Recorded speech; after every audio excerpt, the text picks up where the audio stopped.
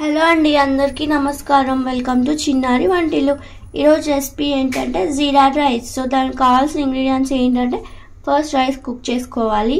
అలాగే కొంచెం కొత్తిమీర, కరివేపాకు, పచ్చిమిర్చి, ఇంకా ఆయిల్, ఆవాలు, జీలకర్ర, ఇది జీలకర్ర పొడి, ఇంకా టేస్ట్కి సరిపడా సాల్ట్. ఇప్పుడు ఏంటంటే, మనం ఆల్రెడీ కుక్ చేసుకున్న రైస్ ఉంటుంది కదండి, ఈ రైస్లోకే ఆ జీలకర్ర ఇంకా టేస్ట్కి సరిపడా సాల్ట్ వేసుకొని మిక్స్ చేసుకోవాలి.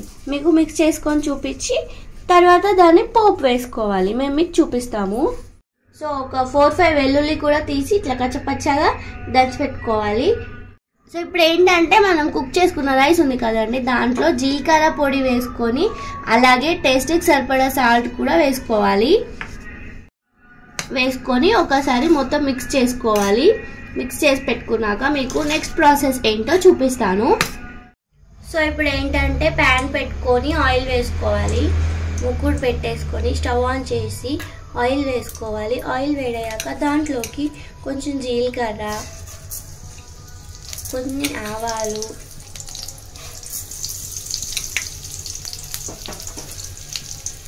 అలాగే మనం కట్ చేసి పెట్టుకున్న పచ్చిమిర్చి కూడా వేసుకోవాలి.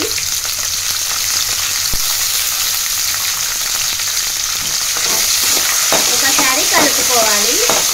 సో మిర్చి మంచిగా గోలినాయండి, ఫ్రై అయ్యాయి. సో దాంట్లోకి వెల్లుల్లి వేసుకొని కరివేపాకు కూడా వేసేసుకొని జస్ట్ వన్స్ కలిపేసుకొని స్టవ్ ఆఫ్ చేసుకోవాలి.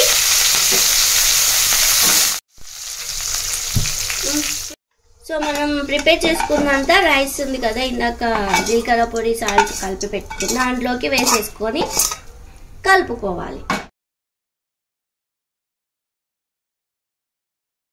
సో ఇలా మొత్తం మంచిగా మిక్స్ చేసేసుకోవడమే.